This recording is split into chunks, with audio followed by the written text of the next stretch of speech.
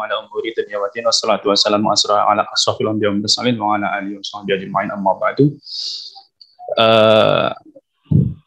Ketua Harian LKMNU-nya periode lalu, saat ini sudah pensiun. Sebenarnya apa ya? Kalau mungkin bukan sharing kita diskusi saja. Cerita itu berdasarkan pengalaman bagaimana sih berwirausaha, atau mungkin ada juga sharing terkait dengan teman-teman kita, teman-teman saya, adik-adik saya yang memulai bisnis, ya kan, dan kemudian juga berhasil. Salah satunya juga alumni dari UGM, gitu. Karena kebetulan di KMNU sendiri kita ada himpunan pengusaha, jadi kita ada komunitasnya bagi yang pra pengusaha maupun yang sudah pengusaha. Kita lagi godok dan lagi garap bersama. Oke, saya langsung mulai saja ya. Baik. Kemandirian ekonomi di tengah pandemi. Sebenarnya kondisi saat ini itu cukup unik ya sebenarnya. Kenapa cukup unik? Karena ini sesuatu yang unpredictable gitu. Jadi tidak benar-benar semua orang tidak memprediksi hal ini. Semua orang kelimpungan, dari yang pengusaha level internasional sampai pengusaha level RT gitu ya. Semuanya itu kelimpungan. Kenapa? Karena kondisinya ini global dan sangat radikal dalam arti ini drastis. Jadi sangat drastis. Oh maaf, sebelumnya waktu saya kurang lebih berapa ya? 30 menit ya untuk pemaparan atau berapa ya? Lupa saya.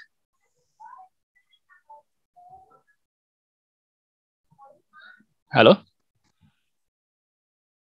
40 menit, Kak. 40 menit ya, oke, baik. Nanti kalau misalnya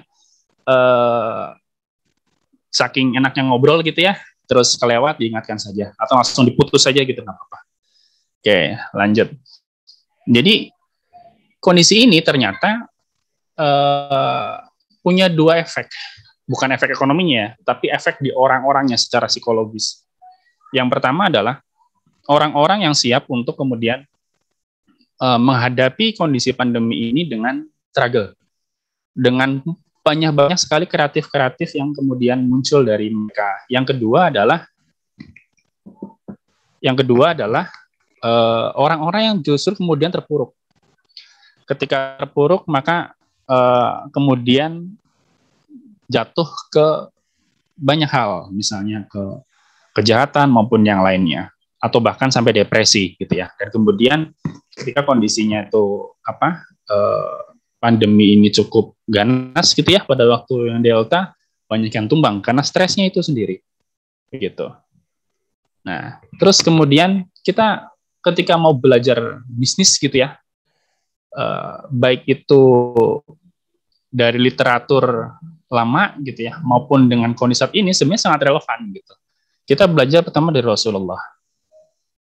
Contohnya bukan berarti kita terus sekarang kapan sih kita pengen memulai usaha gitu ya. Rasulullah tuh mulai belajar berwirausaha itu dari 8 tahun gitu ya. Menggembala itu pun berwirausaha, saya bilang. Bertani itu pun berwirausaha. Jadi kalau orang tua teman-teman itu sebagai petani, ya kan, dia tuh pengusaha. Dia memproduksi padi, memproduksi beras. Itu berwirausaha. Cuma memang bahasa orang saja yang mengatakan bahwa itu sebagai petani, tapi itu pengusaha. Kayak gitu. Nah, tinggal bagaimana, sama aja kan ketika teman-teman saya beternak ayam, beternak kambing, atau lainnya, itu pengusaha. Cuma memang levelnya saja gitu ya, omsetnya saja. Kalau misalnya petani kan berarti 6 bulan sekali atau 4 bulan sekali baru panen. Gitu ya. Seperti itu. Tapi mereka tuh pengusaha. Berikutnya Rasulullah itu 12 tahun itu ikut kafilah dagang pamannya. Jadi 12 tahun itu udah ikut kafilah dagang keluar negeri gitu. Jalan ratusan kilometer, pulang bisa berbulan-bulan, itu udah belajar. Nah, kita 12 tahun itu masih sekolah gitu ya. Atau mungkin ada yang nyambi jualan es gitu ya, jualan mainan ataupun yang lain, buku atau yang lain. Nah, 17 tahun itu udah memimpin kafilah dagang sendiri. Artinya sebagai pemimpin dagang. Nah, artinya apa? 17 tahun itu Rasulullah sudah matang. Sudah matang berbisnis, sudah matang ilmunya, sudah matang pengalamannya. Karena dari 12 tahun sampai ke 17 tahun, artinya 5 tahun. Ya kan, beliau belajar. 17 tahun sudah memimpin kafilah dagang. Kafilah dagang itu bukan sendirian ya, itu kelompok. Artinya apa? Banyak orang. Dia pemimpinnya. Ya gitu. Permisi, Mas. Terus, ya. Apakah jadi menampilkan PowerPoint untuk di share screen? Karena belum terlihat. Oh, belum terlihat ya. Sorry. Saya Iya. tadi kirain sudah muncul. Oke. Maaf.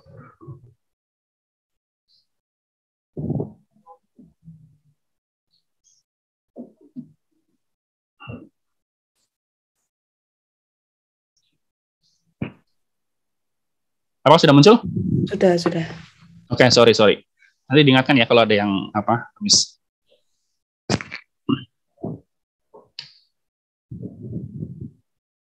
Oke, baik.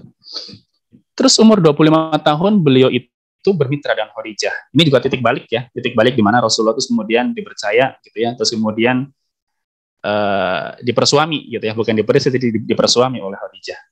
Dan bukan Rasulullah tapi Khadijah sendiri yang melamar gitu ya. Dan artian karena apa? Berarti apa? Ya memang pantas gitu. Nah, oke, kita lanjut. Kita belajar dari Ahmad Dahlan. Muhammadiyah, organisasi Muhammadiyah itu sendiri salah satunya dibangun dari jaringan pengusaha-pengusaha batik. Ditopang ya dari sisi ekonominya pada awal-awal. Termasuk ya Ahmad Dahlan sendiri adalah saudagar batik. Ya kan, maupun Syarikat Dagang Islam, atau teman-teman belajar sejarah ya, Syarikat Dagang Islam kayak Samanhudi, beliau juga sama, saudagar batik. Jadi ternyata tokoh-tokoh organisasi kita di awal-awal kemerdekaan, sebelum kemerdekaan, ya kan, semua organisasi lah bisa dibilang, itu pasti ditopang sama pedagang atau pengusaha atau saudagar. Nah, berikutnya Ki Hasyim Asy'ari, pendiri dan ketua Nahdlatul Tujar, kebangkitan kaum saudagar. Jadi ketika mempersiapkan terbentuknya Nahdlatul Ulama, sang kiai sendiri gitu ya, beliau juga pengusaha gitu.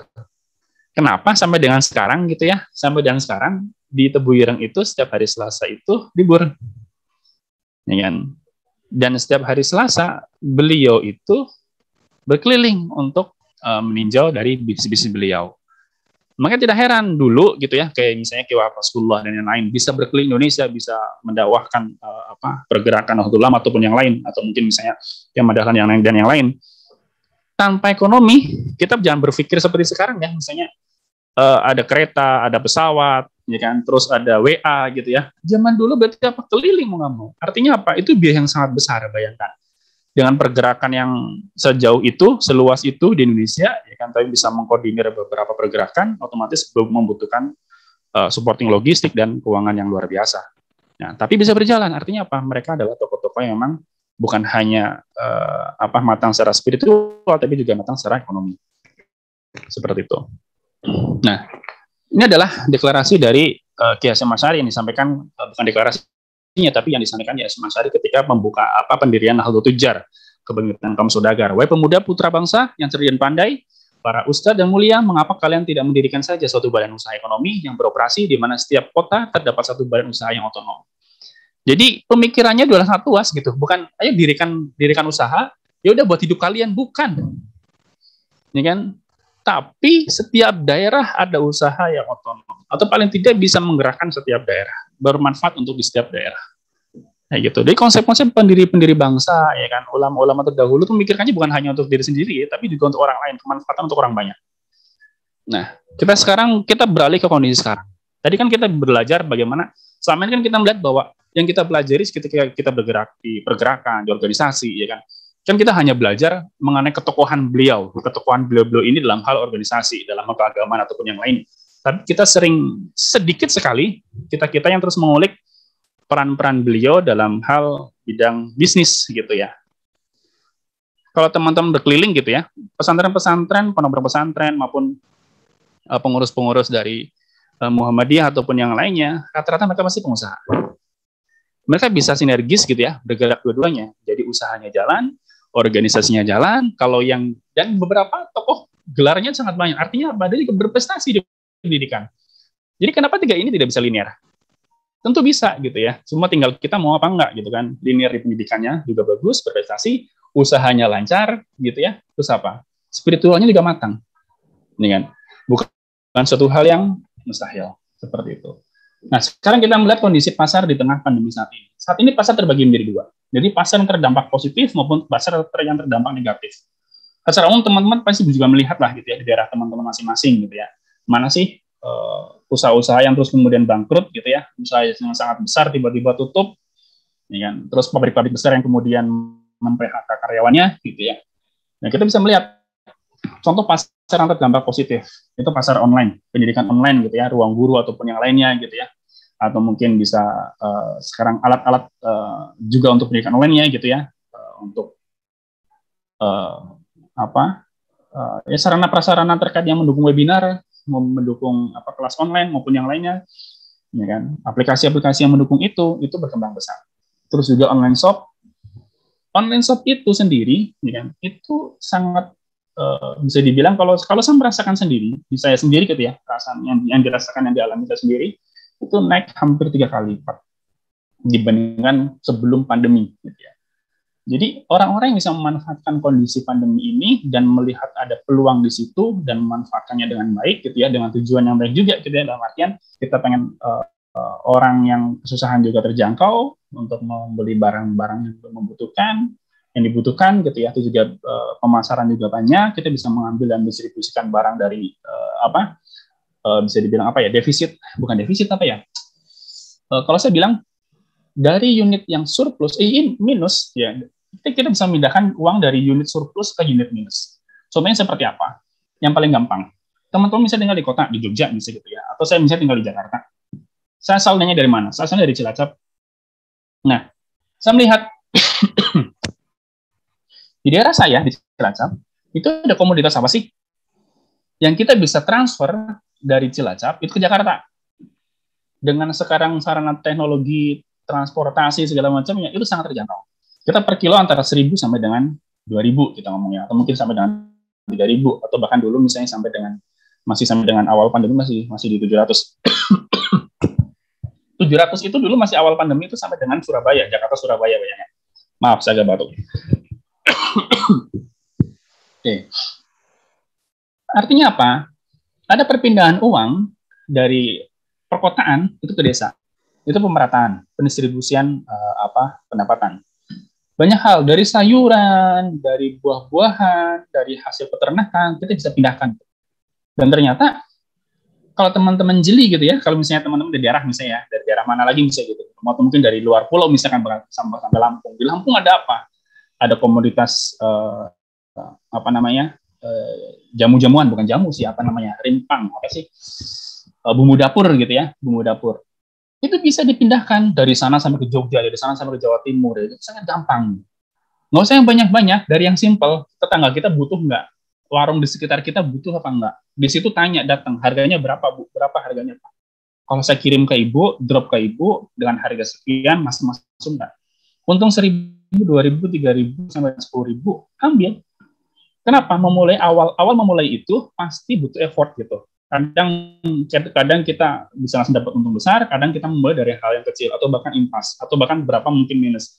Tapi membangun pasar itu bertahap. Dari situ bisa tuh berkembang.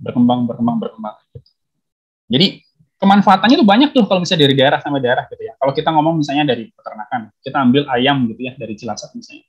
Peternaknya dapat, orang yang bantu ngambilin dapat, orang yang bantu motongin dapat, orang yang terus ngirimin ke pool bis misalnya gitu dapat, orang bisnya dapat, keneknya dapat, sampai sini kita ambil pakai Gojeknya dapat. Jadi rantai distribusi ini yang kemudian kemanfaatannya itu jadi lebih besar, berlipat-lipat. Uangnya sama gitu, total uangnya sampai hulu sampai hidup sama, tapi itu bisa dinikmati oleh banyak orang. Dan ada pertambahan nilai kemudian di perjalanannya. Nah, terus apalagi startup digital. Startup digital itu sekarang banyak gitu ya teman-teman yang kemudian membuat inovasi ya kan. Jangan mengartikan bahwa untuk membuat aplikasi digital itu ribet gitu ya. Ternyata enggak gitu. Banyak sekali teman-teman kita yang masih muda-muda membuat gitu. Nanti kita belajar, ada salah satu yang saya tampilkan juga. Terus teman-teman yang main kuliner gitu ya. Sekarang ada yang kuliner box gitu ya, murah, mudah gitu ya. Orang simple makan di kondisi pandemi ini kan kadang-kadang orang pengen pilih-pilih gitu ya, makanya bisa pakai seperti itu. Itu juga lagi booming kalau di Jakarta misalnya. atau di kota-kota besar yang lain. Dan ataupun yang lain, teman-teman misalnya di konveksi, salah satunya juga ada yang terdampak negatif, jadi konveksi dan terdampak negatif, ada yang terdampak positif. Yang positif salah satunya adalah ketika dia langsung bisa bermanuver. Jadi lagi-lagi, ya kan, siapapun gitu ya, yang bisa bertahan, sanggup bertahan, itu adalah orang-orang yang memang luas dalam artian bisa menyesuaikan dengan kondisi, melihat kondisi ke depan seperti apa, saat ini seperti apa, kita mau berubah, kita mau beradaptasi seperti apa. Seperti itu. Nah, kalau misalnya di bidang kesehatan, otomatis kita harus mengikuti. Kalau misalnya kita main konversi, berarti apa? Main masker dulu awal-awal pandemi gitu ya, itu sangat booming. Terus kemudian main di baju-baju kesehatan maupun yang lainnya. Oke. Terus kemudian pasaran terdampak negatif. Salah satunya adalah HoReCa, hotel, restoran, kafe, ya kan? Yang apalagi yang berbasis di komplek, di mall, itu udah pasti itu udah pasti terdampak sangat parah gitu ya awal pandemi. Bahkan harus tutup gitu ya. Nah, terus juga transportasi umum ketika jumlah penumpang harus dibatasi segala macamnya. Ya. Nah, tour travel ataupun pendidikan konvensional yang masih harus tatap muka itu pun berdampak sangat masif. Supermarket bahkan banyak yang tutup gitu ya. Benar-benar tutupnya dari yang supermarket, ya kan, mall, tapi beralih ke marketplace. Di mana marketplace ini cukup unik. Gitu. Sekarang ibu rumah tangga, ya kan, dari yang omset ratusan juta, ratusan ribu, sampai kita ngomong puluhan ribu pun kita bisa jual. Kita cukup unik ya ketika kita ngomong berbicara mengenai online market gitu ya.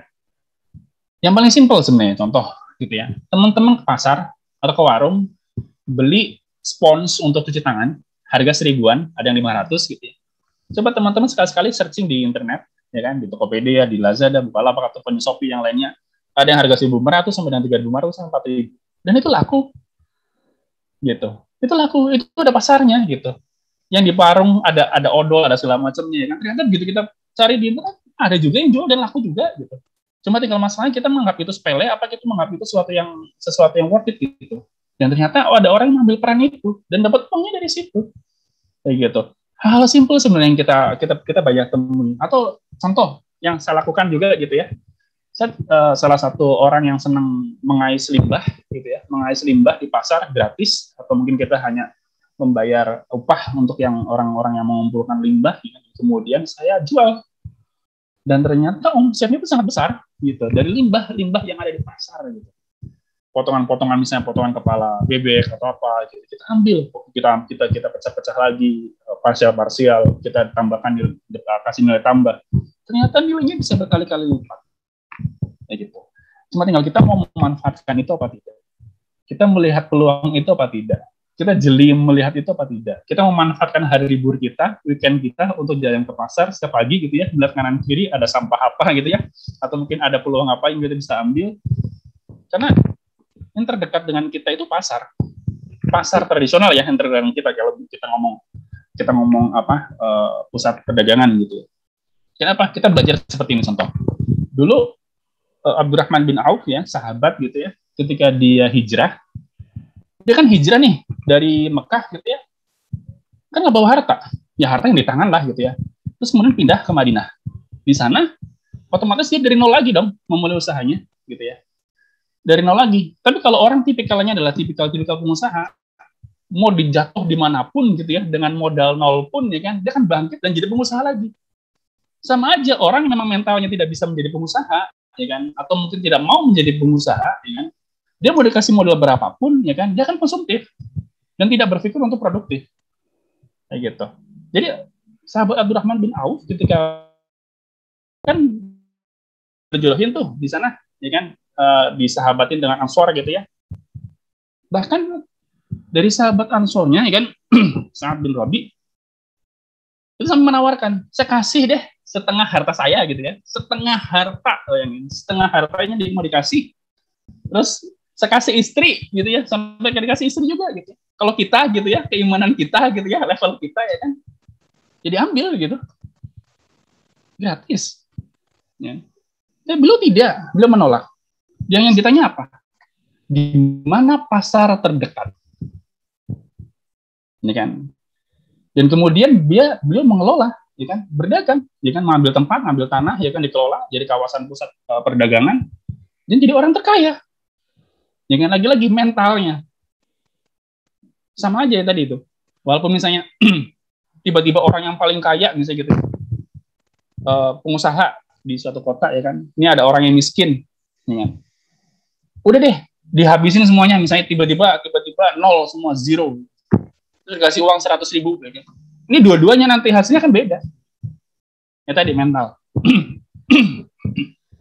Jadi tinggal teman-teman nanti akan memposisikan diri ketika nanti terjun ke entrepreneurship, ya kan, atau ke wirausaha mau seperti apa. Terus mentalnya mau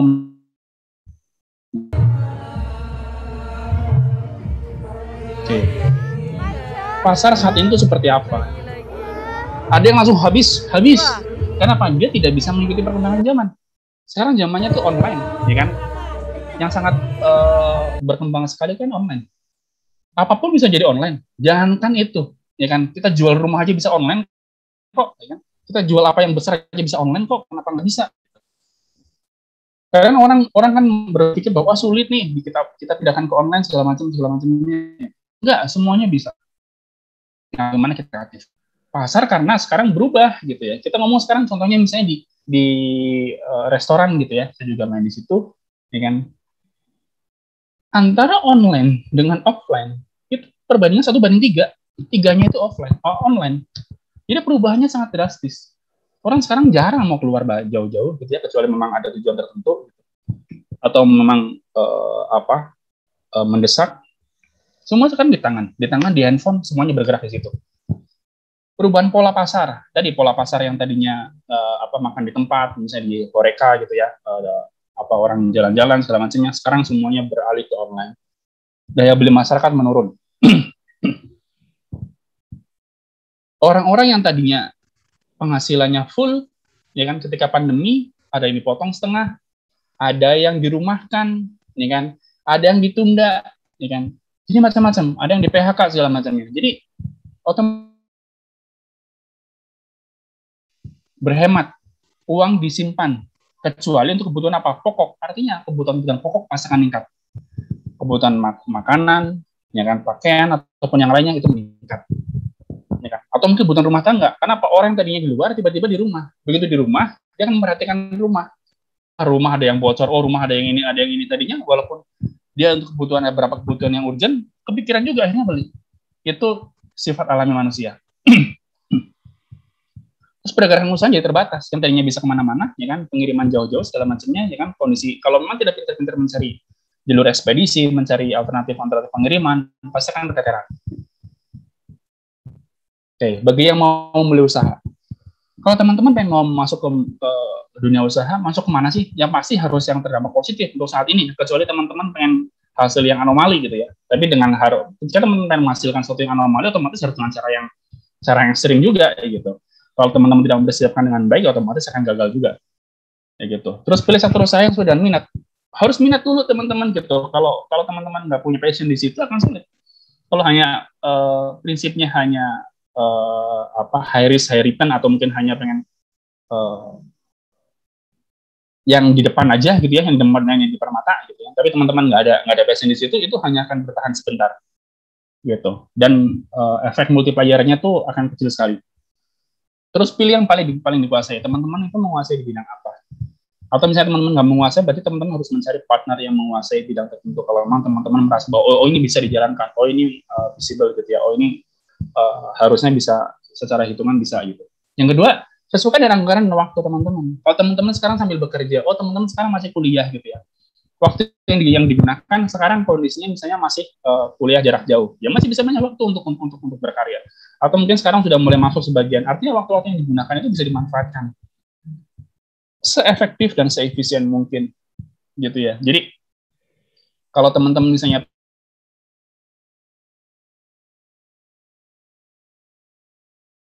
malam sebagai kendaraan gitu kan, kalau teman-teman pengen meraih cita-cita, ya kan, gunakan malam sebagai kendaraan.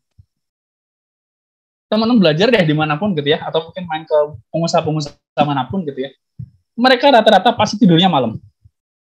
Dia menyisakan waktu untuk tidurnya itu lebih sedikit dibandingkan orang-orang yang fokus hanya bekerja. Dan nggak ada tuh istilahnya kita ngomong hari libur gitu ya. Pengusaha itu nggak ada hari libur, bisa dibilang nggak. Karena kalau mereka sudah menikmati itu, ya kan bisa dibilang sehari libur ya kan kepikiran tuh, nggak tenang. Bukan nggak tenang dalam arti tidak menikmati hidup ya, bukan. Tapi merasa bahwa passionnya di situ. Jadi setiap hari dimanapun dia akan merasa bahwa aktivitasnya harus produktif. Dia melihat apapun, dia melihat peluang apapun, dia harus bisa menjadi produktif gitu. Jadi akan otomatis secara sendiri akan impact gitu ya ke sekitar. Oke. Terus pilih yang paling diperhatikan orang atau yang paling tidak diperhatikan orang. Berarti ini pola mainstream atau anti mainstream gitu ya.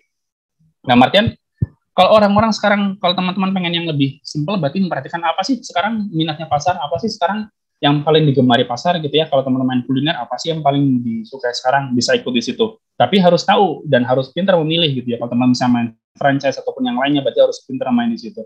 Terus yang kedua, cari yang paling tidak diperhatikan. Contohnya kayak tadi tuh, yang saya lakukan adalah main di limbah misalnya. Limbah ini kan paling hal yang tidak diperhatikan orang. Orang-orang nggak malah memikirkan itu dibuang-buang gitu ya. Tapi ternyata ada pasarnya, ada nilainya gitu ya. Dan kalau misalnya kita bisa manfaatkan dengan baik, hasilnya ternyata lebih besar dibandingkan barang bukan limbahnya gitu ya. Bukan side produknya, tapi main produknya itu kalah dengan side produknya, kayak gitu secara nilai. Nah, yang berikutnya adalah manfaat yang paling banyak manfaatnya. Dalam artian ya tadi prinsip sosial, ya kan, itu juga prinsip bagaimana kita bisa bermanfaat untuk orang lain, ya kan, untuk sekitar, dan juga multiplier efeknya tuh berasa. Nah, bagi yang sambil bekerja, apa kita nggak bisa nih berwirausaha sambil bekerja? Tadi lagi-lagi sesuaikan dengan waktu. Kalau memang yang paling simpel ya, kita bukan berarti bahwa harus seperti ini, tidak. Yang paling simpel, dan teman-teman misalnya sudah punya anggaran yang segala macam, udah mainnya franchise. Franchise itu nggak harus mahal, nggak harus yang besar. Contoh yang simpel gitu ya. Ini dilakukan oleh di depan saya gitu ya, di depan toko saya gitu ya, sama tentara.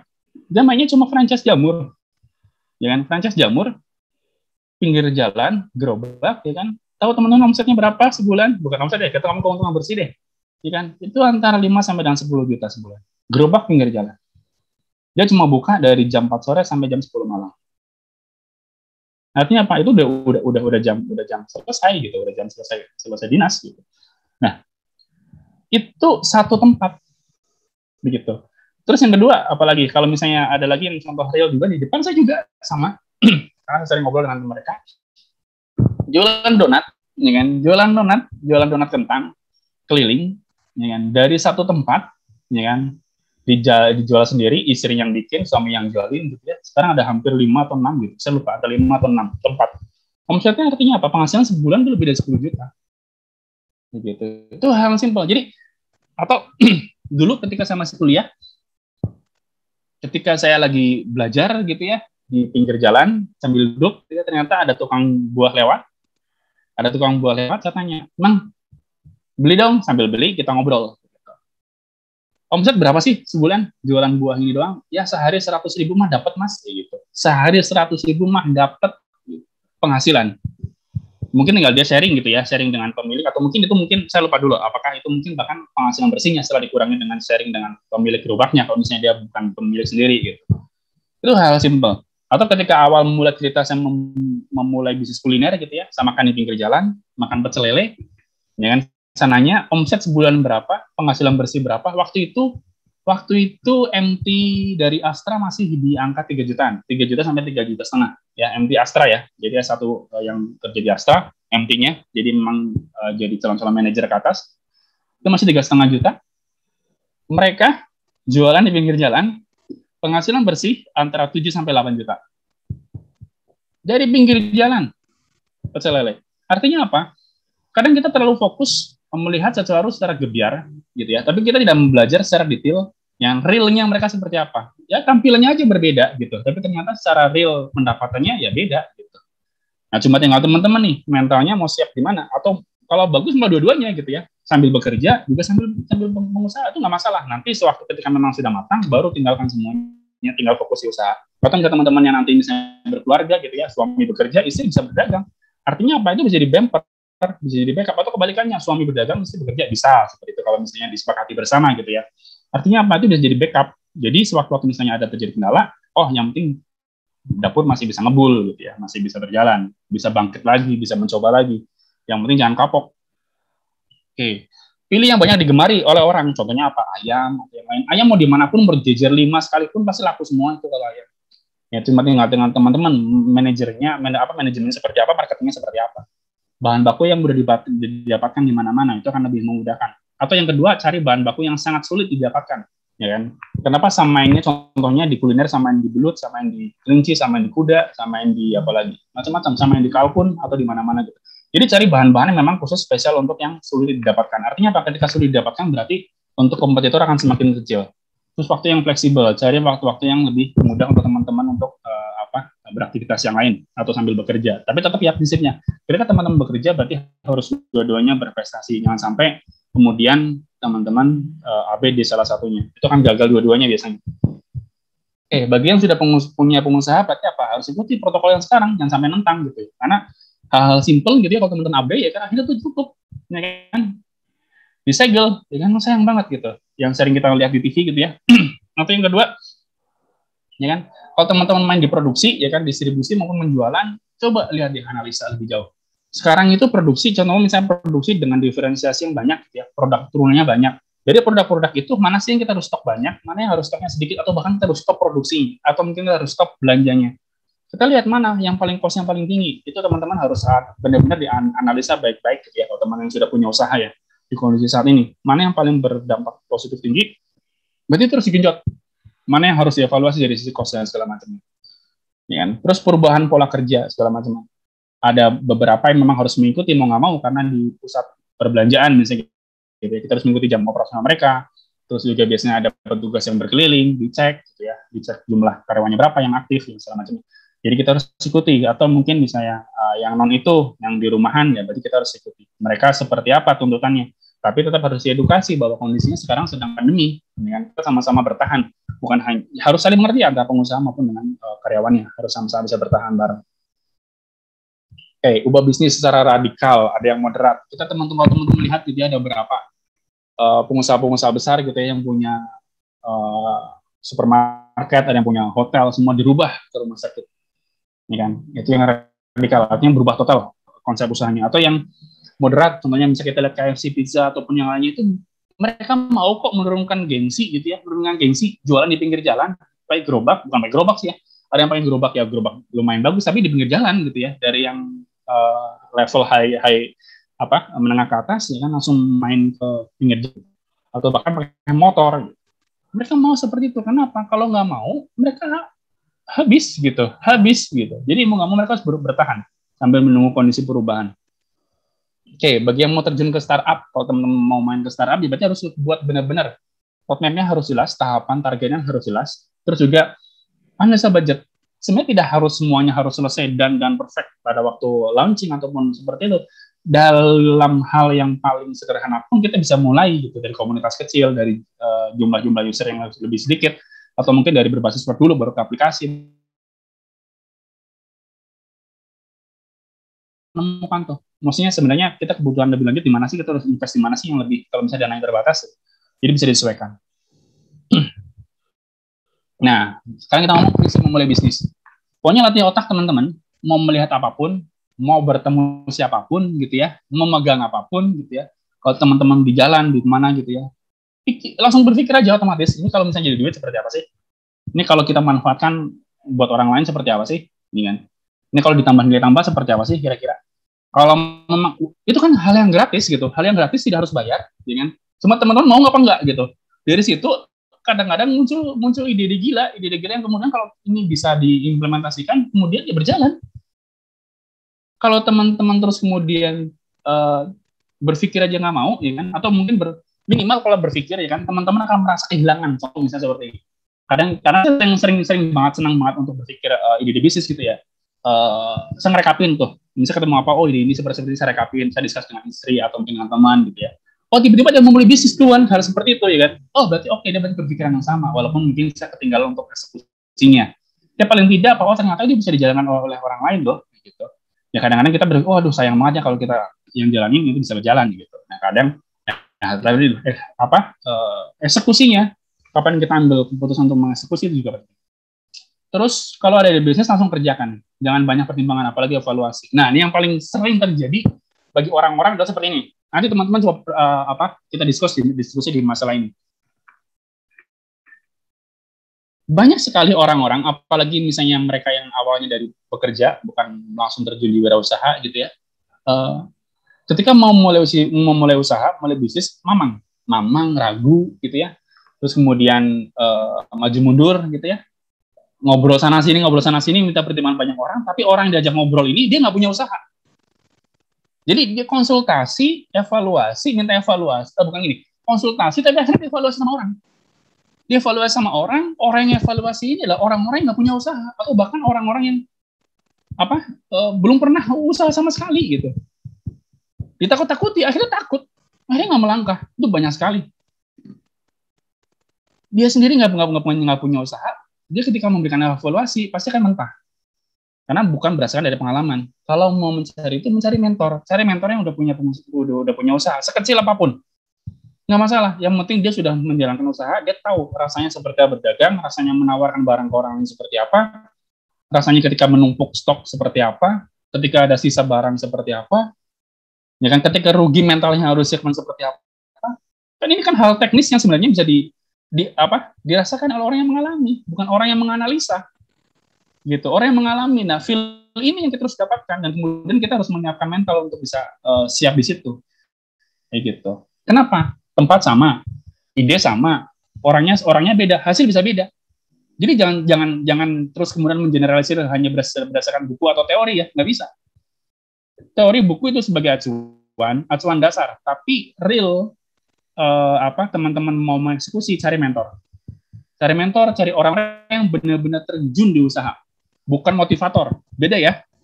Ya, cari mentor yang benar-benar orang yang terjun di usaha, bukan motivator, beda cerita. Kayak gitu.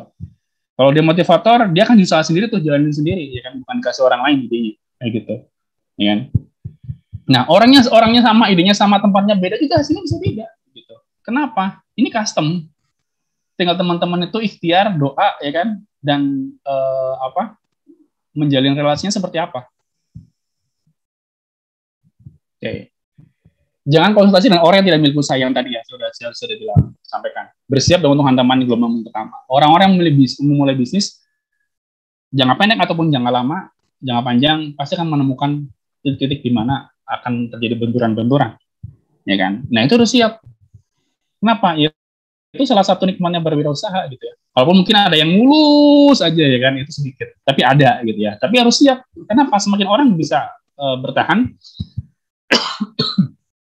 semakin matang, nanti nikmatnya akan bertambah. Kan orang yang bersabar, ya kan, orang yang berikhtiar terus, ya kan, nikmatnya akan terus ditambahkan. Kalau gagal jangan kapok, evaluasi, bangkit lagi. Jadi evaluasinya itu setelah jalan. Jangan evaluasi sebelum jalan. Kebanyakan orang evaluasi dulu sebelum jalan. Teman-teman nih punya ide bisnis, ya kan, sampai evaluasi ini kalau misalnya gagal seperti apa, nanti gagal seperti apa. Ini belum jalan, tapi evaluasinya udah di depan. Kayak gitu. Kecuali teman-teman berkonsultasinya ke mentor gitu ya, mereka yang sudah menjalankan usaha yang sama, mereka langsung ketemu tuh. Jadi evaluasinya berdasarkan dengan pengalaman dia. Contoh, kalau kamu jangan seperti ini dengan cara yang saya seperti ini, kamu kemungkinan besar akan mengalami hal yang sama seperti saya gagal dulu. Ini bisa loh dilakukan kalau misalnya saya dulu sebenarnya nggak seperti itu, harusnya seperti ini. Nah, itu evaluasi yang dilakukan oleh orang pernah mengalami usaha yang sama, tapi bisa memberikan masukan yang berarti buat teman-teman. Tapi kalau berkonsultasi dengan orang yang nggak pernah melakukan itu, ya kan, dia akan melihat secara umum saja, secara teoritis, secara di atas kertas saja. Oke, modal bisnis, apakah semua harus uang? Enggak. Dunia ini luas, gitu ya. Teman-teman tinggal berjalan kemana, ya kan? Kalau teman-teman selama ini membangun relasi, membangun pertemanan, membangun hubungan dengan orang itu baik, itu modal terbesar. Saya mulai salah satu usaha saya dulu gitu ya, ketika saya masih sekolah gitu, itu dengan modal nol, benar-benar nol.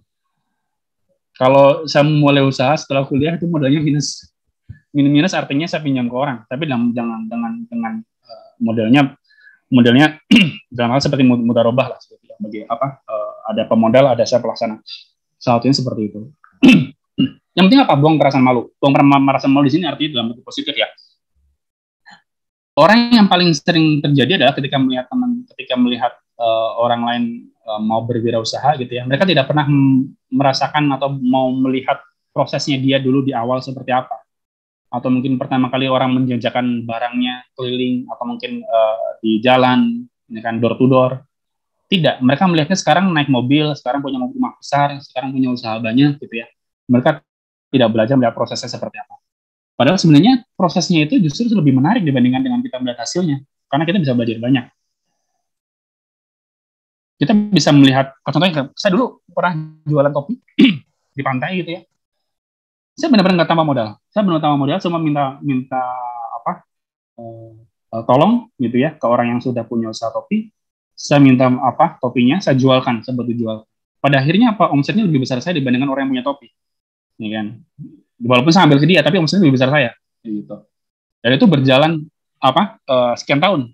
Jadi setiap kali saya mudik gitu ya, saya pulang dari sekolah sampai dengan saya kuliah, saya masih terus dulu jualan di pantai. Yang penting apa? Bisa diandalkan, kreatif, ulet, jujur yang paling penting. Nah, kita melihat ini contoh pengusaha sukses yang sekarang sudah tua, gitu ya. Tapi kita nggak bahas ini, semua orang udah tahu. Kita bicara sekarang lebih muda. Ini ada eksportir milenial, masih muda, lulus baru tahun berapa ya? 2 atau 3 tahun yang lalu lah berarti ya kalau nggak salah. Oh iya, mungkin ya, sekitar itulah. Karena ini perkenalan juga sama di komunitas mahasiswa Nahdlatul Ulama di KMNU. Alumni dari Telkom. Awalnya bekerja juga, ya bekerja, tapi memiliki jiwa entrepreneur yang sangat luar biasa. Kemudian kita sama-sama belajar, terjun ke kuliner, terjun kemana gitu ya, ngobrol-ngobrol tentang bisnis segala macamnya. Ya, terus kemudian sampai pada suatu titik kena pandemi. Jadi dia memulai bisnis kapuk ini pada waktu pandemi, berarti berapa? Belum lama. Karena pandemi, kampus tidak bisa jualan kuliner, ya kan? Balik ke kampung. Begitu di kampung, yang namanya orang kreatif, dimanapun tetap kreatif, gitu ya. Pulang kampung, ternyata potensi daerahnya dikapuk. Dia punya jiwa marketing, dia punya skill di situ, ya kan? Dia tawarkan di media sosial. Sekarang udah ekspor kemana-mana. Artinya apa? Dia salah satu pengusaha di kapuk, satu-satunya berarti ya waktu itu berarti yang bisa ekspor pada waktu launching ekspor dengan Presiden Joko Widodo, ya, Presiden waktu itu. Ya. Nah sekarang sudah sangat berkembang, kayak gitu. Ini belum lama mulainya. Artinya apa? Teman-teman pun yang tadi ya bisa kembali ke daerah masing-masing, lihat potensi daerahnya apa sih. Tidak harus melulu harus merantau kemana, enggak, lihat daerahnya potensinya apa. Yang potensial di situ apa? Selama ini kalau misalnya sudah ada, ya kan sudah ada komoditas, tapi ternyata kurang nilai tambahnya kurang bagus gitu ya, atau mungkin pemasarannya kurang bagus, ya teman-teman terjunlah di situ, garap di situ, beri nilai tambah, ya kan, beri pengetahuan ke masyarakat, himpun masyarakat. Gitu. Akhirnya apa? Orang-orang berkembang bersama dengan teman-teman. Jangan salah, beliau ini sekarang juga pengasuh pondok pesantren, masih muda, ya kan, baru menikah beliau, ya kan, pengusaha muda, pengasuh pondok pesantren. Dan semuanya bisa seimbang berjalan. Seperti itu. Oke, kita berikutnya. Teman-teman ada yang kenal ini dari UGM? Namanya Mas Mas Udin, dari Kehutanan kalau nggak salah dulu ya. Kalau nggak salah Kehutanan. Ini juga sama, adik saya di organisasi, juga sama, kita ngobrol-ngobrol banyak di usaha. Sekitar beberapa tahun yang lalu, ketika kita masih ada acara di Surabaya, masih labil, usahanya masih sangat-sangat sederhana. Memulai dari sablon-sablon baju gitu ya, kaos-kaos organisasi kan. Jadi ternyata ketika dia bisa melihat peluang yang besar gitu ya, terus juga bisa memanfaatkan dan eksekusinya dengan benar, ya kan. Sekarang nggak jangan omsetnya berapa. Ya kan? Dengan brandnya namanya Medis ya. Dia lebih fokus di medis, di kebutuhan-kebutuhan medis tapi untuk konveksi. Omsetnya udah sangat besar. Dia juga main di marketplace juga. Gitu. Dan memulainya belum lama. Jadi teman-teman tuh bukan suatu hal yang mustahil gitu ya untuk bisa berkembang gitu di zaman yang sekarang serba instan, serba cepat gitu. Serba cepat tapi tinggal teman-teman harus menemukan momentum itu. Mau masuk kemana, ya kan? Cari mentor yang tepat. Oke. Teman-teman pernah melihat beliau mungkin? Nah, ini alumni dari PB. Clean Sheet startup untuk yang di cleaning service ya. jasa pembersihan ya untuk yang di gedung-gedung, ya kan. Dia juga santri. Jadi mereka tadi itu saya sebutin ini santri gitu. Mereka tuh berlatar belakang santri. Mereka kuliahnya bagus, berprestasi juga, ya kan. Jadi kayak misalnya Mas Udi nih S2 juga, ya kan. Mas Dikon, ya kan. Ini juga S2 juga gitu, di IPB. Tapi mereka bisa memanfaatkan tadi keilmuan mereka untuk bisa memberikan nilai tambah untuk orang lain. Kayak misalnya Mas Dikon, ini kan di Clean Sheet, ya kan, dia bisa memberikan beasiswa untuk orang-orang yang bekerja di mereka. Bisa ambil dari santri-santri yang putus sekolah, ya kan, mereka kerjakan untuk jadi tenaga clean kayak GoClean gitu ya. Bisnisnya bersama seperti GoClean, ya kan. Tapi ini belum berbasis aplikasi, lagi berkembang ke arah aplikasi, ya gitu. Dan sangat bermanfaat, bukan cukup lagi, sangat bermanfaat untuk orang lain dan orang banyak. Seperti itu. Nah, kalau yang ini lewatkan. Ini contoh gambaran saya dulu pernah berjualan hal yang mungkin orang-orang anggap itu sepele. Saya pernah jualan pasir kresek di pinggir pantai. Ini kan. Kita jual pasir kresek itu jangan salah, omsetnya besar. Gitu. Topi sangat besar. Kalau ngomong seminggu itu dapat berapa juta, itu dapat tuh hanya dari topi. Pas di pinggir jalan. Seminggu bisa dapat omset 20 sampai 30 juta. Hal yang simpel yang teman-teman bisa manfaatkan, tapi tinggal teman-teman mau lo apa enggak. Mau memulai bisnis gini jualan seperti kadang tuh malu. Yang pertama kali harus dihancurkan dulu tuh tembok penghalang itu supaya teman-teman tuh nggak malu gitu ya untuk terjun ke arah situ. Oke. Intinya adalah tidak ada sejalan sejarah, mau pergerakan, mau perjuangan, mau negara gitu ya, mau peradaban yang itu tumbuh dan berkembang itu tanpa peran dari kaum pedagang atau dari kaum saudagar dalam. Pasti butuh logistik, pasti butuh modal, pasti butuh sumber daya finansial gitu. Dengan teman-teman mau ambil peran yang mana? Dan teman-teman mau seberapa besar? Semua orang-orang yang sukses di Indonesia gitu ya, jangan ada orang gila di Indonesia gitu ya. Kalau mereka generasi pertama, rata-rata mereka masih orang besar. Yang kemudian bisa berkembang, ya kan, atau bahkan hancur tergantung dari generasi berikutnya, dari keluarga tersebut, apakah bisa mentalnya sama atau enggak. Kalau enggak sama ya hancur. Kenapa? Polanya pasti berbeda, pola pembentukan karakternya pasti berbeda antara mereka yang dari pertama kali di generasi orang tuanya sampai ke anak. Tinggal teman-teman nanti ketika misalnya sudah berkeluarga, punya segala macamnya, teman-teman punya usaha, ya kan, bagaimana mendeliver semangat itu, mental itu, untuk bukan hanya sekedar menikmati, tapi juga bisa membangun perjalanannya. Yang jadi masalah adalah kadang-kadang mereka yang generasi awal membangun usaha itu tidak tega gitu ya, tidak tega ketika melihat anaknya itu merasakan hal yang sama gitu, untuk susahnya gitu ya. Padahal itu pembentukan karakter, gitu. Makanya ada beberapa teman saya juga gitu ya, yang dia tuh anak dari pengusaha, dia dimasukkan ke beberapa kantor-kantor hanya untuk mereka merasakan bekerja itu seperti apa, kan? Atau bahkan terjun ke sektor-sektor yang mereka harus merasakan dari nol, dari bawah gitu, merasakan seperti apa. Makanya kalau teman-teman misalnya pengen belajar usaha gitu ya, yang simple, pengen dapat motivasinya gitu dari pengusaha-pengusaha yang sudah sukses, sudah berjalan gitu ya, nggak harus yang besar-besar. Teman-teman bisa melihat di Jogja kalau nggak salah itu malah di Cap Capung ya, Cap Capung itu bagus, ya kan? Saya nggak kenal juga, ya kan? Tapi itu saya sering mengikuti juga. Cap Capung atau mungkin pecah telur namanya, Cap Capung atau pecah telur ya, itu salah satu yang cukup bagus, menarik. Bahasanya cukup detail dan motivasi di dalamnya itu sangat bagus dan langsung real gitu dari pelaku pemilik dari mereka yang membangun usaha. Jadi bukan suatu hal yang dilebih-lebihkan, ya kan? Tapi langsung real dari mereka pelaku usahanya. Kurang lebih itu dari saya. Apabila ada hal-hal yang kurang berkenan, mohon maaf. Nanti kita bisa diskusi lebih jauh atau mungkin ada pertanyaan dari teman-teman, serahkan kembali ke moderator. Terima kasih. Assalamualaikum warahmatullahi wabarakatuh. Waalaikumsalam warahmatullahi wabarakatuh.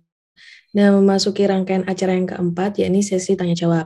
Boleh banget nih buat teman-teman yang udah hadir, apabila ada pertanyaan, bisa diajukan secara langsung dengan menghidupkan mikrofon, atau juga bisa ditulis di kolom chat.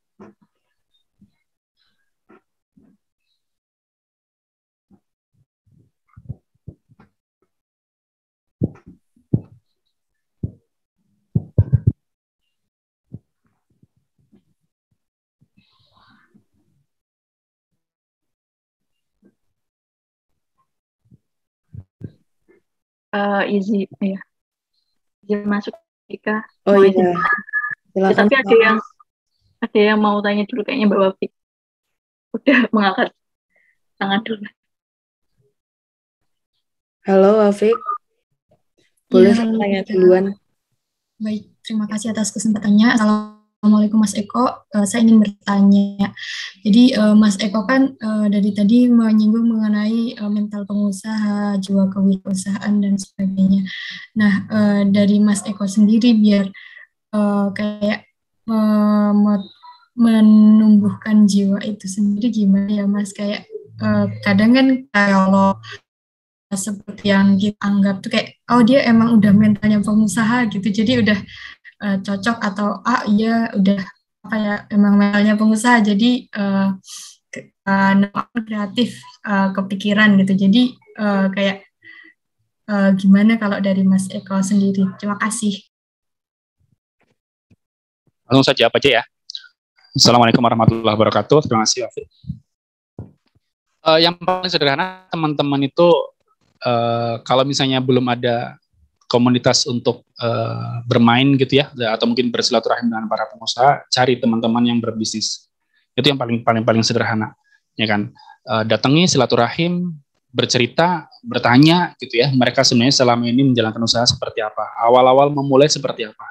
Gali informasi supaya teman-teman itu punya pengalaman, bukan pengalaman ya, tapi melihat langsung dan bertatap muka langsung dan orang yang pernah mengalaminya gitu ya. Mereka memulai usaha seperti apa? Nah, itu yang sebelum teman-teman mau terjun langsung itu boleh. Itu sangat powerful ya. Sangat powerful untuk bisa teman-teman kemudian membuncah gitu ya, semangat untuk saya bisa coba ini, saya bisa coba ini. Atau bahkan sekaligus bisa jadi mentornya gitu ya, ketika memang itu bisa dan bersedia gitu ya. Atau bahkan ya sudah saya jadi resellernya aja kalau misalnya ternyata boleh. Itu pun langsung memulai gitu. Jadi melangkah dari hal-hal yang sederhana yang paling terdekat dengan kita. Kalau memang kita bisa punya teman yang usaha, langsung datengin. Silaturahim, ngobrol, ya kan. Ngalor dulu aja gitu ya, ngobrol lama-lama akan lebih dekat. Atau bahkan sampai lebih jauh, ini lo ada peluang ini, kamu mau nggak? Gitu, sampai bahkan sampai ke situ, ya. Nah, tinggal kalau misalnya bertemu seperti itu, berarti apa? Jangan lewatkan, langsung ngambil. Langsung ambil dalam artian tetap ada pertimbangan ya. Pertimbangan dalam artian ya tadi, ada berapa hal, uang, waktu, ya kan, dan lain-lain yang saya sebutkan. Tapi prinsipnya jangan menunda terlalu lama. Putuskan secepatnya, ambil enggak gitu. Kalau enggak ya baca cari yang lain, tapi secepatnya juga gitu. Jadi jangan menunda waktu. Terus yang simpel berikutnya apa? Coba deh jajan ke pasar. Yang simpel gitu ya. Pasar tradisional, dari yang sayuran sampai yang perlengkapan apa gitu ya. Coba ngobrol-ngobrol jalan gitu ya. Sambil beli, terus sambil coba teman-teman bandingkan di internet seperti apa, di real di lapangan seperti apa. Sebenarnya di pasar di internet ada nggak sih pasarnya? Teman-teman butuh modal banyak berapa sih untuk posting di internet gitu ya? Yang paling simpel, teman-teman boleh nggak saya bantu jual di internet? Itu akad yang paling yang sederhana dan paling aman sebenarnya dibandingkan teman-teman hanya posting foto terus ambil dari mana-mana gitu ya. Walaupun dapat mendapat juga baik gitu ya. Tapi yang paling aman harus izin. Nah, terus apa lagi? Coba hal yang simpel lagi, beli barang apapun gitu ya. Teman-teman acak ya kan, mungkin yang awet gitu ya, langsung coba tawarin teman-teman terdekat. Boleh ke anggota keluarga, boleh ke siapapun. Mental untuk mau berdagang itu tumbuhin dulu gitu. Kalau belum pernah telur seperti itu ya, coba dulu gitu. Kenapa? Kadang-kadang kita belum berani tuh untuk hal yang seperti itu gitu. Karena malunya tadi tuh, malu dan bukan gengsi, malu gitu. Jujur aja kadang malu gitu. Kita mau berjualan hal yang simple, hal yang halal tapi malu. Padahal kalau kita lakukan ya kan ternyata lama-lama itu hilang sendiri loh dan bahkan kita bangga gitu. Untuk melakukan hal tersebut gitu. Kurang lebih seperti itu sih. Jadi intinya ya harus melangkah. Coba yang paling terdekat. Kurang lebih seperti itu, Wafik. Mungkin menjawab atau mau diskus lebih lanjut boleh. Terima kasih banyak Mas Eko. Ya, sama-sama. Oke, mungkin langsung ke Laras aja ya, soalnya tadi juga udah mau nanya. Silakan Laras. Oke, terima kasih sebelumnya Dika. Jadi saya ingin bertanya, Mas, kan biasanya kita sebagai seorang mahasiswa itu ada kalanya punya keinginan untuk melakukan wirausaha sambil kuliah, kan? Tapi karena permasalahan yang ada saat ini, yakni adanya pandemi COVID, kadang-kadang tuh ide jualan kita tuh kayak kita konsultasiin ke orang seperti kata Mas Eko tadi, jadinya tuh malah ke ragu-ragu gitu Mas. Nah menurut Mas Eko gimana sih Mas caranya menghilangkan keraguan kita untuk melakukan untuk melakukan kegiatan wirausaha, dan juga gimana sih caranya untuk mampu meyakinkan diri sendiri untuk memulai usaha menurut pengalaman Mas Eko. Terima kasih Mas. Oke, terima kasih Laras. Jangan salah nanya. Jangan salah nanya ke orang yang salah gitu. Pokoknya prinsip pertamanya itu deh, pokoknya gitu. Kalau teman-teman mau berkonsultasi usaha, apapun gitu usahanya, ya kan. Kalau ke orang tua itu izin, tetap harus ngobrol ya. Kalau orang tua, kalau masih dari teman-teman itu modelnya dari orang tua, atau teman-teman yang santri ya kan, kepengen dapat berkahnya karena berkahnya dari kiai ya, sowan izin gitu ya, minta izin berkahnya gitu, doanya. Tapi di samping itu, teman-teman kalau mau berkonsultasi usaha, yang real usaha gitu ya, jangan ke orang yang nggak punya usaha. Prinsipnya itu titik. Karena nantinya akan diceramahin doang, ya kan, dievaluasi, padahal belum jalan gitu, belum jalan udah dievaluasi. Ini itu ya kan. Padahal realnya nggak seperti itu kadang-kadang. Kayak gitu. Itu fakta di lapangan, dan bahkan ditambah-tambahkan gitu kan. Orang katanya orang ini kata si ini gitu. Lu gini-gini, padahal nggak gitu. Tambah-tambahin kayak gitu. Nah, itu udah wajar di lapangan.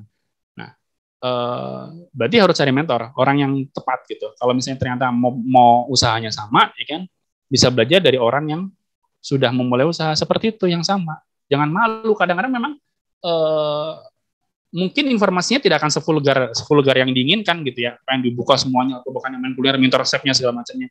Bukan seperti itu etikanya, tapi memang bertahap silaturahim dulu gitu ya, ngobrol, bantuin ngobrol ya kan. Sini saya kalau misalnya usaha seperti ini saya bantu jualan seperti apa ya, sharingnya seperti apa ya, nanti perlahan-lahan pasti tahu dia ngambil dari mana, harga barangnya seperti apa, kompetitornya mana aja, harga kompetitor dari mana.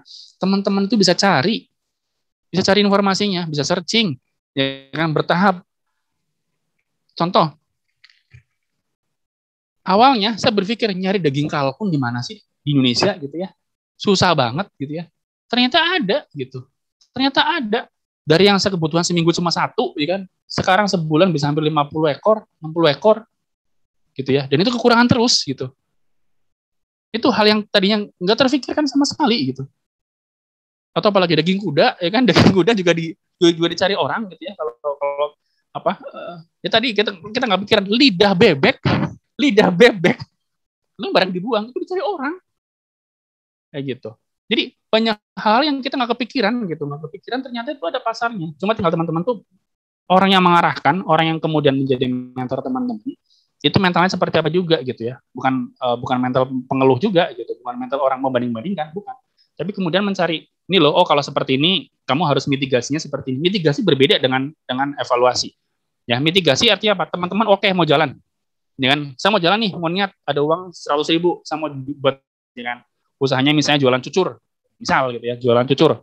Oke, ya udah, kalau kamu jualan cucur, boleh jalan. Kalau ketemu dengan mentor yang baik, oke, jalanin, maju. Kamu mau jualan di mana? Di pasar. Langsung ditanya, di pasar ada berapa orang yang jualan cucur? Jangan di pasar itu jualan cucurnya apa aja, rasanya ada apa aja, misalnya gitu, cucur gitu ya. Oke, kalau gitu berarti kamu mau tempatnya di mana? Yang lain ada 2 orang jualan, misalnya jualan di dalam atau di mana? Nah, kamu mau cari posisi di mana? Yang kedua, kamu mulai jualan jam berapa? Kalau orang yang lain 2 itu jualannya di jam 7, kamu mau mulai dari jam habis subuh. Itu positioning. Ya kan? Terus yang kedua, kalau misalnya ukuran, dari segi ukuran segala macamnya. Ukurannya dia standar segitulah. Kamu mau cari mau seperti apa? Mau terkenal murah tapi besar, mau terkenal enaknya, ya kan? Mau terkenal apanya? Jadi harus punya ciri khas. Ciri khas apa? Diferensiasi. Kalau kita berbicara diferensiasi gitu ya, berarti apa? Pembeda dengan orang lainnya apa? Apakah hanya pembeda dari sisi waktu bukanya? Apa pembeda dari besarnya? Pembeda dari rasanya? Pembeda dari packagingnya, bungkusnya? Kalau mereka hanya plastik biasa, ya kan, kita pakai plastik kertas atau apa gitu kan? Nah, terus yang kemudian apa? Diversifikasi. Kalau memang ternyata semuanya udah sama semuanya, udah kita diversifikasi. Diversifikasi apa? Contohnya cucur ternyata yang selama ini bentuknya bulat gitu ya. Padahal bisa loh cucur itu bentuknya bintang gitu ya. Apakah aneh? Ya mungkin aneh, tapi mungkin ada pasarnya ya. Bisa aja ternyata orang itu suka buat anak-anak gitu, demen gitu ya. Orang-orang yang ternyata, oh ini cucur, makanan khas tradisional, tapi jarang orang yang beli gitu ya. Orang yang tua-tua yang terus yang beli. Ternyata kalau buat anak kecil bisa loh. Atau bahkan kita bisa bikin box gitu ya, ternyata ditawarkan.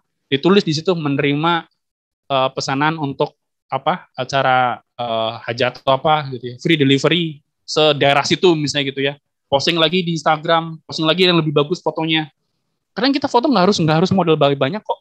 Hal yang simple, cari baskom putih, cari piring warna hijau atau warna hitam, taruh di atasnya, dipoto pakai foto kamera apapun pasti hasilnya cukup bagus. Baskomnya putih ya, putih atau krem gitu, atau bikin lagi pakai kotak-kotak gitu ya, kardus segala macam ya kan. Gak sama manfaat seperti itu, gitu. Itu bisa. Nah, itu hal yang simple ya, jualan cucur. Nah, teman-teman tuh mau mulai dari mana? Atau oke, teman-teman nggak mau bikin sendiri, ya udah di depan rumah, di pasar tradisional terdekat apa? Seberapa jauh pasar tradisional terdekat? Oh ternyata ada 5 kilo. Ya udah pagi-pagi disebut pasar tradisional. Beli di sana, beli cucur, beli ketan, beli apa lagi, nagasari, beli apa, taruh di depan rumah. Pakai etalase kecil gitu, atau di atas meja pakai nampan. Mungkin pas sehari 2 hari nggak laku, berarti teman-teman harus beli. Diajak atau mulai mencoba di minggu, gitu. Ketika teman-teman lagi libur, ya kan? Atau cari tempat-tempat yang misalnya rame, misalnya di tempat olahraga atau di mana, jalan aja keliling, bawa nampan malu, nggak usah, bawa tas malu, nggak usah, kenapa harus malu? Itu hal seperti itu yang kemudian muncul tuh, oh bangganya luar biasa, oh puas luar biasa ketika selaku 1 biji pertama kali, itu rasanya berbeda, kayak gitu, berbeda banget. Lalu kita bisa menikmati hasil dari jerih payah kita, benar-benar dari hasil kita berdagang gitu ya, wah itu luar biasa rasanya. Lalu kita bisa menyisihkan dan bisa mengasihi orang tua, luar biasa lagi. Dari hal-hal yang simpel seperti itu, terus kemudian kita kan terbiasa tuh untuk hal yang lebih besar lagi, bertahap untuk hal yang lebih besar lagi gitu. Oh ternyata ada orang yang mau hajatan, orang yang mau hajatan nih di kampung kita misalnya gitu ya. Biasa kalau orang hajatan itu dia butuh ikan, butuh ayam, butuh sayur-sayuran. Selama ini belanja di mana sih? Boleh nggak kira-kira kalau teman-teman nih datang ke pasar yang lebih gede nih, contohnya misalnya pasarnya selama ini dekatnya misalnya 1 kilo ya kan, pasar kampung gitu ya, yang misalnya pasar Kliwon, pasar Kemis gitu ya, pasar manis gitu ya, yang manisan gitu ya, yang berdasarkan hari gitu ya. Teman-teman bisa ke pasar induk gitu, yang misalnya jaraknya lebih 5 kilo atau lebih gitu, atau mungkin pasar yang lebih besar. Cari di sana orang-orang yang bisa mensuplai dengan harga lebih murah, ya kan? Minta listnya, boleh nggak Pak? Saya bantu jualin Bapak, saya listnya, minta kontaknya. Jadi saya bisa nanya kapan update harganya. Itu hal yang gratis, cuma malu apa enggak? Selama ini malu yang paling sering muncul. Bisa. Kalau kita pedagang, mau dijual orang, kita senang. Nanya gitu, pasti dikasih. Bapak jual apa aja? Kalau harga kita jualin buat orang hajatan, itu butuh loh Pak, kurang lebih sehajatan 3 hari, misalnya gitu ya, 2 hari, 3 hari, butuhnya sekian loh. Misalnya 50 kilo atau mie atau yang lainnya butuh sekian bal gitu ya. Dicatat. Oh kalau harga sekian, harganya sekian. Datang deh ke orang yang hajatan, Bu, maaf Bu, ya kan minta waktunya sebentar, mau silaturahim, mau nawarin produk yang insya Allah bermanfaat buat Ibu. Kalau Ibu bisa berkenan boleh, nanti kita kerjasama. Kalau enggak apa-apa Bu, gitu. Nanti Ibu boleh simpan. Atau misalnya ternyata ada dari sekian yang misalnya saya jual, ternyata ada yang masuk, ya ambil yang masuk aja Bu, gitu. Coba ngobrol lagi gitu, bawain, jeder, ini loh hitungannya Bu. Misalnya pun saat itu dia nggak mau, belum ada nih, belum butuh, ya kan. Dia sampai misalnya kamu pergi, ya kan, dia akan ngitung tuh, baca deh. Oh iya, kalau misalnya habis sekian bal, lumayan juga selisihnya, 100.000, yang orang 100.000 itu duit, ya kan. Tinggalin nomor handphone, ya kan, tinggalin WA. Kalau Ibu mau berkenan, boleh Bu, nanti kontak aja, kayak gitu. Kita ngobrol-ngobrol juga boleh Bu, kayak gitu.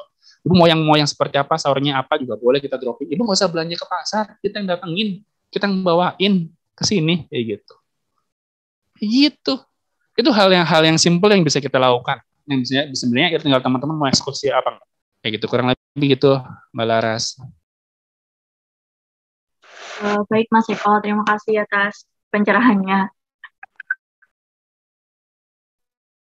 Oke, nah ini udah terjawab ya Laras. Oke, bisa aku lanjut di pertanyaan yang ada di kolom komentar. Ini pertanyaan pertama dari, mungkin biar runtut aku bacain dulu pertanyaannya Fatih Erika. Assalamualaikum Bang Eko. Izin bertanya untuk memulai bisnis, kan tadi sempat disinggung mengenai modal. Nah, gimana ya caranya memulai bisnis buat orang yang nggak punya modal sama sekali, atau dengan kata lain, dari mana kita bisa mendapatkan modal untuk memulai bisnis. Nah, ini relate juga nih sama pertanyaannya Siva Arandita yang nanya, gimana sih caranya kita mengatur keuangan gitu. Karena relate juga ya, peserta yang hadir pada pagi hari ini kan rata-rata anak EVA nih, Fakultas Hukum, dan kita mata kuliah terkait finansial gitu. Nah, kalau dari Mas Eko sendiri gimana nih? Dan sisi lain kita juga masih ABG gitu ya. udah mau tua tapi nggak tua juga, muda tapi juga nggak terlalu muda gitu ya. Nah, kadang kan kalau kita dapat uang gitu, ada nih hasrat kayak pengen beli ini, tapi di satu sisi uangnya harus muter nih buat usaha selanjutnya, buat modal selanjutnya gitu. Nah, kalau dari Mas Eko sendiri gimana Mas tipsnya buat mengatur keuangan dan biar modalnya tuh bisa dapat gitu. Silakan Mas. Baik, terima kasih. Tadi ada Fatih, ada Siva ya. Oke. Jadi gini, saya itu mulai senang dunia bisnis dari awalnya berarti dari peternak. Saya dari peternak ayam, dari pelihara ayam ya di rumah gitu ya, dari sekolah gitu ya. Dari ayam, terus ke bebek, ya kan. Terus sempat kambing, tapi nggak lanjut, ya kan. Lebih ke ayam sama bebek gitu. Itu setiap pagi, ya kan, dulu gitu ya, di kampung, itu ke sawah. Terus bawa daun apa ya namanya kalau di, aduh, kok jadi lupa namanya. Pokoknya daun di pagar, saya namanya jadi lupa. Saya potek, saya bawa ke sawah, saya taruh di pinggir tigalan padi, ya kan. Itu sorenya atau besok paginya lagi gitu ya. Pokoknya setiap sore atau pagi kita ke sawah lagi, kita cek di situ ada banyak keong. Itu keliling tuh, kita ambil pakai ember gitu ya. Bawa ke rumah, kita kasih buat makan ayam, buat makan bebek. Sore hari misalnya pulang sekolah, saya ke rawa-rawa gitu ya, di sawah juga gitu, di rawa-rawa, nyari enceng gondok, ya kan, terus kita bawa pulang, kita cacah buat bebek juga. Dari hal seperti itu, kita belajar. Jadi, itu hal yang simpel yang bisa kita lakukan di rumah kita, ya kan, kalau misalnya itu masih di rumah, ya kan, kita bicara kenapa tadi, mulai kan disinggung masalah umur gitu ya, itu saya mulai dari sekolah, ya kan. Terus ketika saya dulu masih SMA kelas 2 ya, atau awal kelas 1 mulai kelas 2, saya lupa. Kelas 2, sorry. Ya tadi, saya jualan topi di pinggir pantai. Saya ngajak satu orang teman saya di pinggir pantai, jualan topi di pantai. Begitu mau masuk ke pintu masuk tempat wisatanya, di pantainya, ya, mau mundur, mau balik lagi. Aduh, malu Mas Eko, malu. Udah, masuk aja, coba aja, kita terjun aja gitu. Pokoknya masuk aja, coba dulu gitu. Begitu masuk sehari pertama dapat duit 200.000 ya kan, dari jualan tanpa modal, langsung semangat ingin tampun besoknya. Itu next kilo ya, itu next sepeda, bawa tas, misalnya itu bawa keran bambu yang buat pajang-pajangan gitu. Tadi di slide saya fotoin gitu ya. Di slide ada gitu ya. Itu cuma dipajang doang gitu, ditangkrepin, dipajangin doang gitu. Ternyata laku. Yang bikin laku apa selain kita naik? Orang jual itu banyak banget. Yang laku apa? Ya kita bisa menjajakan, kita ngomong ke orang, nawari loh produk kita ini gitu. Itu nilai plus yang kita bisa tambahkan untuk produk yang sama sebenarnya dengan orang lain. Kita tambahkan nilai plusnya dari apa? Dari jiwa marketing kita, cara kita menjual, cara kita berkomunikasi dengan orang. Itu bisa dilatih, bisa. Karena teman saya ini benar-benar dia pemalu banget. Kayak gitu. Pendiam gitu. Bisa kok jualan. Kayak gitu. Nah, terus yang berikutnya lagi apa? Saya dulu di Binangun ya, di Cilacap gitu. Itu ada namanya Forum Mahasiswa Muslim ya kan, saya bentuk dengan teman-teman. Waktu itu tahun 2007 ya, atau 2008 saya lupa. Pokoknya setiap kali lebaran, itu anak-anak yang kuliah itu wajib pulang. Kita kumpul, lebaran itu bukan jalan-jalan kemana-mana gitu ya, tapi jualan di pantai. Apapun jualannya, mau jualan pasti kresek, ya kan, mau jualan es cendol, mau jualan topi, mau jualan buku, mau jualan apapun, jualan di pinggir pantai. Bareng-bareng, kan awal kalau sendiri-sendiri kan malu tuh, bareng-bareng. Ya kan, ada yang jualan layangan, ada yang, oh ya jualan. Jadi dia merasakan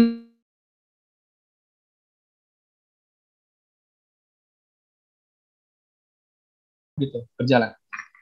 Gitu. Itu bisa ditumbuhkan. Jadi jiwa wirausaha itu bisa ditumbuhkan sendiri atau bersama-sama. Modal itu bisa sendiri-sendiri atau patungan. Dan yang simple, ya kan, yang kita misalnya disambil gitu ya, pas liburan kuliah, ya kan, atau pas lagi weekend, itu dijalanin, gitu. Malu bareng-bareng, berdua, bertiga, gitu ya, beli barang ini, beli. Memang kalau misalnya kita pas lagi kumpul-kumpul sama teman-teman ke tempat olahraga, gitu ya, hari Sabtu, Minggu, weekend, gitu ya, kita bawa makanan kecil sama minuman, gitu ya, kita bawa misalnya, atau bahkan jual mukena, bukan mukena, mungkin jilbab atau apapun, memang nggak laku. Bisa aja laku, gitu. Bisa nggak laku ya bisa, itu risiko. Tapi kemungkinan untuk lakunya ada pasti. Kemungkinannya berapa? Bisa 100%. Bisa 0, tergantung teman-teman. Kalau 100% bisa ketika teman-teman mau jalan dan mau nawarin. Bisa jadi 0 ketika teman-teman diem, sampai sana diem, malu. Kan gitu. Teman-teman belum mencoba, itu masalahnya di situ. Belum mencoba pertama kali gitu. Coba langkah pertama deh, coba nawarin gitu. Kan gitu yang jadi prinsip sekarang. Nah, yang berikutnya apa? Modal gitu ya. Modal lagi-lagi modal. Ini pertanyaan yang klasik, tapi sebenarnya teman-teman bisa pecahkan sendiri sebenarnya.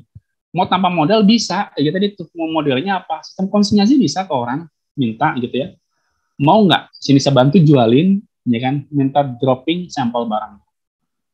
Kalau nggak percaya, ya kan? Ya udah, saya ambil yang seadanya modal saya dulu berapa? Bisa 100.000, 50.000, 20.000. Ya kan? Cari barang yang sesuai dengan budget. Cari barang yang sesuai dengan budget, kita coba jualkan, cari pasarnya. Jadi hal yang simpel seperti itu bisa kok sebenarnya. Kayak gitu. Kalau enggak, cari orang lain yang mau modalin.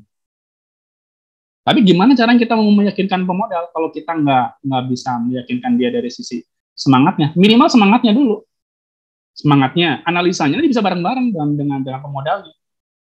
Ya kan? Tapi lagi-lagi pemodalnya yang ngerti usaha, jangan pemodal yang murni pemodal. Nanti teman-teman akan stres sendiri. Kenapa? Berbeda konsep seperti ini. Meminta modal ke orang pengusaha, mereka udah tahu risiko usaha. Ada bisa, pokoknya kalau nggak untung ya rugi gitu. Impas itu jarang. Kalau nggak untung rugi, prinsipnya gitu doang. Nah, kalau teman-teman itu bermitra dengan pemodal murni, yang taunya dia itu untung, ya kan? Begitu teman-teman ada risiko kendala segala macamnya, ya kan? Ya enggak, saya masuk modal, dulunya katanya mau untung, ya saya maunya untung. Teman-teman secara sendiri. Kayak gitu. Bisa nggak dapetin orang yang mau ngasih modal tapi sama-sama tahu risikonya? Bisa, banyak. Cuma teman-teman mau nyari apa enggak? Gitu. Sebenarnya banyak banget gitu. Teman-teman mau pusat dagang di manapun lah, di Jogja dimanapun gitu ya. Teman-teman ngobrol dulu di sana, lihat dulu barangnya, silaturahim, berkenalan. Kalau mau yang gede, cari yang pinggir jalan, ngobrol segala macam, bisa bantu jualin ya. Saya bantu jualin, saya punya modalnya, cuma misalnya contohnya adalah, saya punya duit cuma 100.000, saya mau bawa sekian, ya udah tinggalin deh. Yang punya kita pegang apa? Punya KTP, ya udah kita bisa tinggalin KTP, ini janji saya, misalnya gitu, yang paling simpel gitu, misalnya yang ekstrim gitu. Kalau misalnya nggak percaya, tempat kos saya di sini, ini sama mahasiswa UGM, Fakultas Hukum, misalnya sebutin gitu kan, mau perjanjian dari di atas tulis, di atas kertas juga boleh, ya kan? Boleh, itu hal yang boleh, gitu, kenapa enggak? Tapi di step juga klausulnya, bahwa kalau misalnya ada kerugian, ya ditanggung bersama dalam artian ya ini resiko dari bisnis gitu ya. Situ misalnya store modal doang, ya kan bisa musyarakah, ya kan, situ modal doang, mudharabah misalnya gitu ya. Situ modal dana doang, kita yang menjalankan gitu ya. Ya dari risiko jelasin.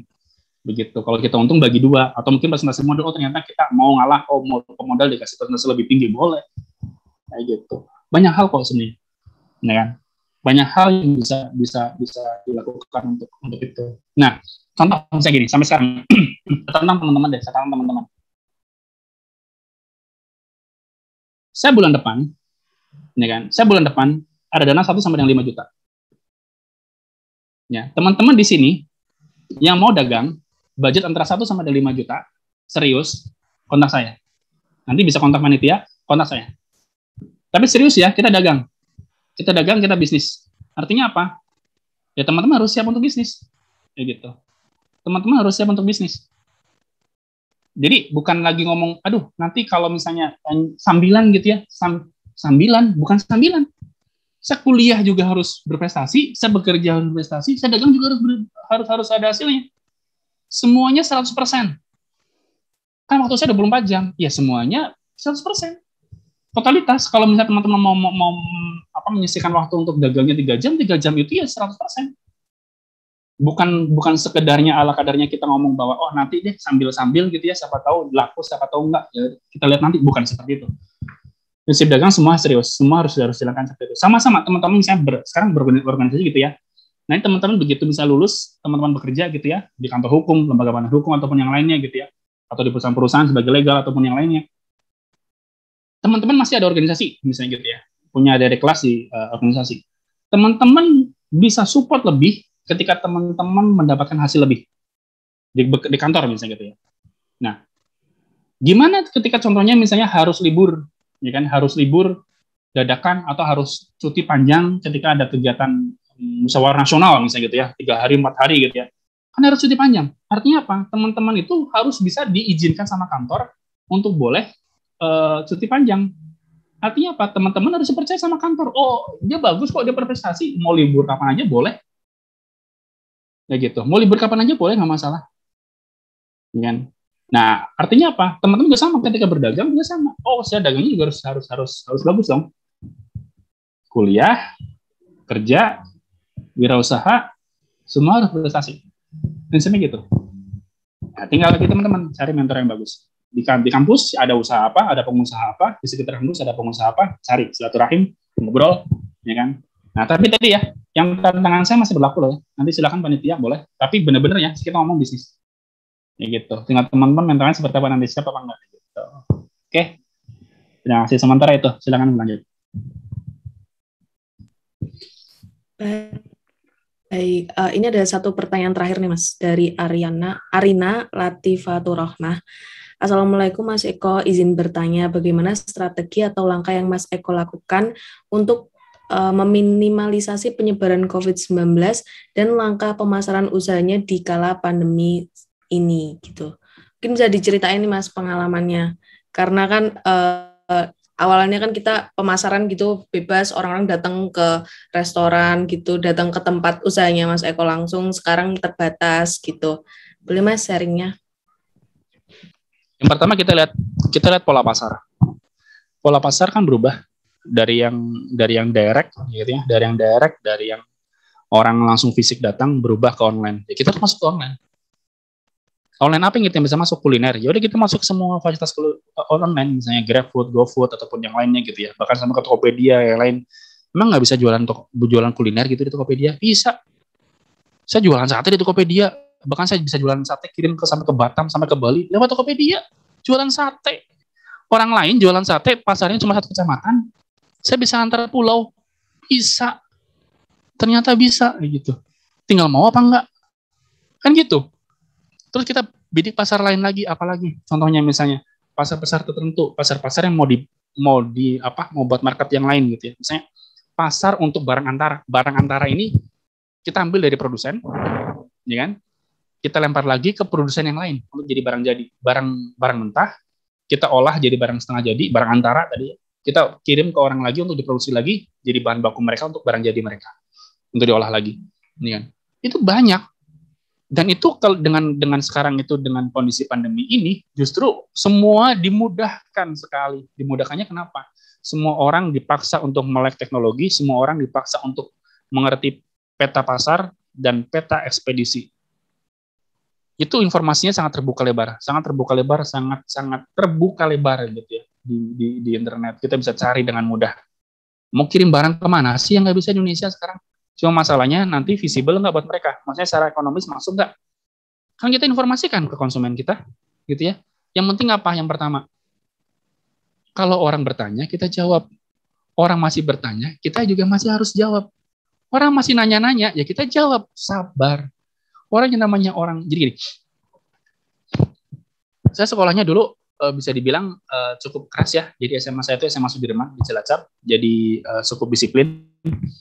Saya kuliah juga sama terbawa kuliah sama masih pakai sepatu PDH gitu ya, PDH tinggi, kebiasaan sampai dan sekarang itu juga masih sepatu PDH tinggi karena senang organisasi, senang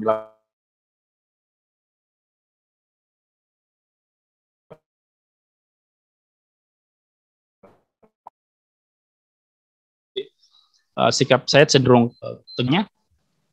supaya saya itu bisa luas gitu ya. Dia harus melatih supaya kita bisa luas, supaya kita bisa ketika menghadapi orang itu sabar. Orang bertanya pasti karena dia itu nggak paham. Orang masih bertanya itu karena nggak mudeng. Pasti ada sesuatu yang kita sampaikan itu salah atau tidak cocok untuk penyampaian bahasanya untuk mereka. Kita sesuaikan kayak gitu. Dan jangan sampai malas untuk menjawab. Kenapa? Kita telat menjawab, apalagi di dunia online gitu ya. Kalau teman-teman punya marketplace gitu ya, di Tokopedia ataupun yang lainnya gitu ya. Teman-teman nggak lewat ngejawab 5 menit ya kan, dia udah pindah ke toko lain.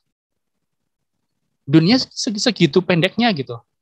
Jadi teman-teman harus siap gitu ketika memang teman-teman, oh saya waktunya nggak banyak gitu. Ya udah teman-teman sasar kapan teman-teman akan online dan jadi admin pada saat itu. Full, misalnya contohnya hari weekend. Ya udah hari weekend saya setiap Sabtu 1 sampai jam 12 saya akan balas semua chat. Atau setiap sore, berarti setiap hari, setiap sore jam 5 sampai jam 6 gitu ya, dari asar sampai jam 6 saya akan balasin semua chat. Nah, berarti apa? Harus diinfokan di medsos kita bahwa oke, saya akan semua balas jam sekian. Toko akan kirim barang orderan dari jam sekian sampai jam sekian. Kalau misalnya ada pertanyaan-pertanyaan yang bisa diwakilkan di keterangan, bisa diwakilkan. Misalnya contohnya, semua barang ready stock, yang saya upload itu artinya semua barang ready, nggak perlu ditanya lagi, bisa dikasih keterangan seperti itu, tinggal order sesuai dengan yang tersedia, saya jamin. Nah itu kan garansi untuk mengantisipasi kalau misalnya teman-teman waktunya terbatas untuk menjawab chat-chat yang barang ready nggak, padahal semua barang pasti ready misalnya gitu ya, tapi orang akan bertanya gitu, semua barang ready, kan bisa dibalas juga by chat yang otomatis jawab bahwa semua barang ready, silakan langsung order gitu ya. Untuk fast respon, kalau misalnya teman-teman nggak, itu bisa langsung ke WA, gitu. Bisa keterangan seperti itu bisa.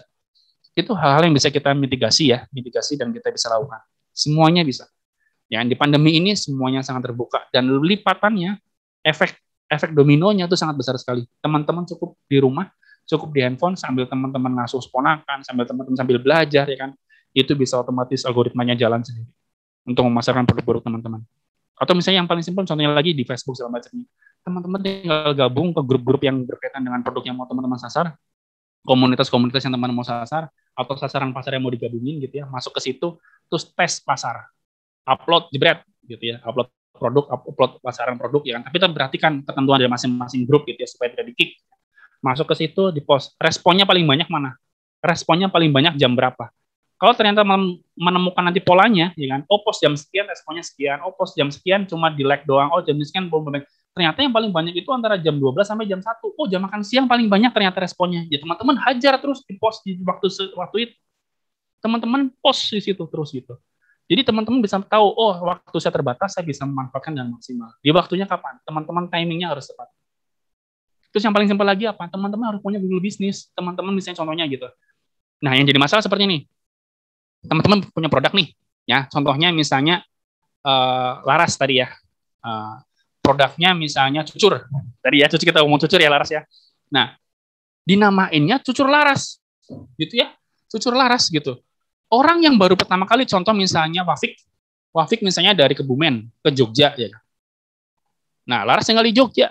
Kayak gitu. Kira-kira Wafik kenal Laras nggak? Yang akan dicari itu akan cucur Laras apa enggak? Atau apa yang kira-kira muncul di pikiran Wafik ketika mau beli cucur? Mau nyari cucur? Dia tinggal di Jogja.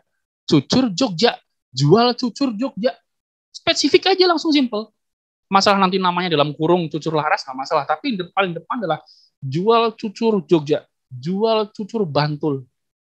Itu nanti akan otomatis secara algoritma naik paling atas. Bertahap terus naik. Orang nyarinya gitu. Yang paling simple gitu. Di pikiran kita kalau nyari pulpen gitu ya, atau mau nyari apa sih yang apapun gitu ya, yang simple gitu.